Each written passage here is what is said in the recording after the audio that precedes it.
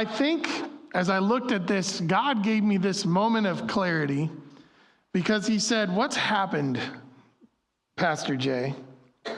And he doesn't say pastor to me, he just says Jay, just so you're aware. Is our Christianity has been split into two camps, and it's very sad. But there's been quite a division, and it started to push people to these ends.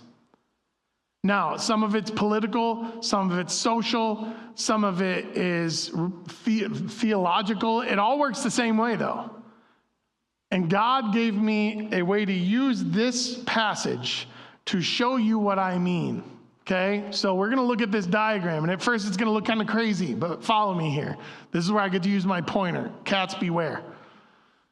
So faith is supplemented by virtue, which means you're morally sound, which also leads to knowledge and self-control. When you take virtue, knowledge, and self-control and you put them together, what do you get? Wisdom. Wisdom is literally a combination of virtue, knowledge, and self-control.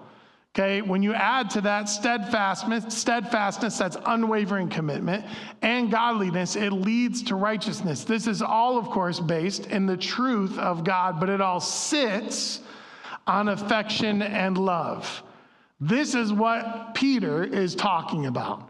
This is the path. All your works that you do, all the effort you take should be lining this path with wisdom and steadfastness and righteousness, godliness, self-control, based in truth, but sitting on affection and love. Now, here is what has happened. I'm going to go through two groups of Christians here, okay? We have Christians who have decided that some people aren't worthy of their affection and love. Some people who don't agree with what they think should not get that affection and love, and they actively hate those people, make fun of those people, disregard those people. Even though they're creations of God, they've taken certain groups and just disbanded them out of their personal love. And they say they love everybody, but you can tell by their actions they do not. So what happens is when you remove the affection and love from the equation, first you lose your virtue because you become angry and bitter. And so you are no longer morally sound. So we lose that virtue piece. And then what happens is because you're angry and bitter, you lose self-control, and it turns into control. I know a lot of stuff, so you should listen to me because I'm in control. Okay? Then we lose our wisdom. We keep our knowledge. We know a lot of stuff still about the Bible. We know all the rules that everybody else should be following except ourselves. We get to have control over others, and our self moves down to self-righteousness. And now the truth, which they based everything on, has entirely disappeared, and all we have is a fake faith full with a bunch of biblical knowledge and rules, with control of everybody else around them, and self-righteousness. I am right, you are wrong, listen to me, stop sinning. That's one side of what we've ended up with. Yikes. Except people are just like this unabashedly. Well, we can't love them if they're doing all that. Tell that to Jesus, because he could be saying the same thing to you and he's not. Okay, then we're back here. But then we have this other group. There is no absolute truth. Everybody makes their own truth. They live their own truth. I sound like a hippie. Yo, man, it's all good.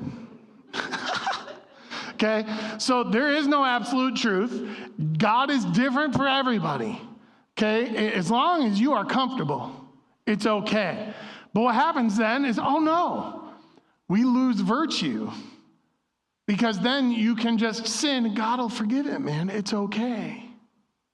Don't worry about it, dude. You do you. Okay? And we see that, the you do you mentality, okay? Instead of you do Jesus stuff, you do you stuff. All right? So we've lost our absolute truth. We've lost our virtue. Then look what happens. Individuality instead of knowledge. Hey, I know everything is different for you, but that's okay. It's different for me too. We're all just individuals, man. We all have our own personal relationship with Jesus, which is true, but it has to be based in the truth. Now, we're still loving everybody. We love everybody, right? Okay, but now we want control of our individuality. We want to be able to tell everybody else what the truth about us is, and they are not allowed to argue with that. I have control of who I am, not Jesus, me. Okay? And then look what happens. Oh, we have the fake faith again. We have self-righteousness again because the self is the ultimate truth, right? And we have control, and now just our knowledge has been just replaced by individuality because we don't know the laws and all the truths of the Bible. They change all the time, you know? But we have our individuality. But then what happens is you stop loving who you truly are meant to be, and you don't even have real love. You don't have sacrificial love. You have this everybody loves everybody loves everything, and nothing is really true. Well, if your friend starts sinning and you're like, it's okay, man, that's who you are. You're basically saying, it's okay if you go to hell. That's who you are. How is that love? It's not. And if anybody tells you that's love, that's crazy talk. I don't know any parents who would be like, I am totally cool with my child taking all these pills that they weren't prescribed, that we didn't go see a doctor for because they like it. And I love them, and I want them to do what they like. That's not love. And we all know that, but we do it all the time. So we end up here, and it's exactly the same as the other end of the spectrum. That's the crazy part. Is the only difference is one word, which one is just knowledge of rules, the other one is knowledge of my own rules. These people are going to these extremes. These Christians are going to these extremes to reach the same exact place, and that place is not heaven. So we have to be very careful, friends, that everything we do, every effort we take to be more like Jesus is grounded in 2 Peter 1, 5 through 10, and is this. Okay, here's the end of it, by the way. For if these qualities are yours and are increasing, they keep you from being ineffective or unfruitful in the knowledge of our Lord Jesus Christ. For whoever lacks these qualities is so nearsighted that he is blind, having forgotten that he was cleansed from his former sins. When we don't have all those qualities, we are blind. We must have the balance of truth and love. But it's not a balance, and here's what I mean by that. Everybody has probably heard, or most people probably heard, that Jesus was 100% man and 100% God. Here's what I'm going to argue to you, friends. We must live our lives in 100% truth and 100% love. And if you're like, how? I don't know, but God does. So listen to him. Nobody's going to get it perfectly right, but we have to have that balance of both. We can know a lot about Jesus. We can know a lot about the law and God. We can put our full effort into learning the word, but without love, none of that matters. It's clanging cymbals. And it works the other way too. If we don't know his truth, our love becomes fleeting and worldly. It's both.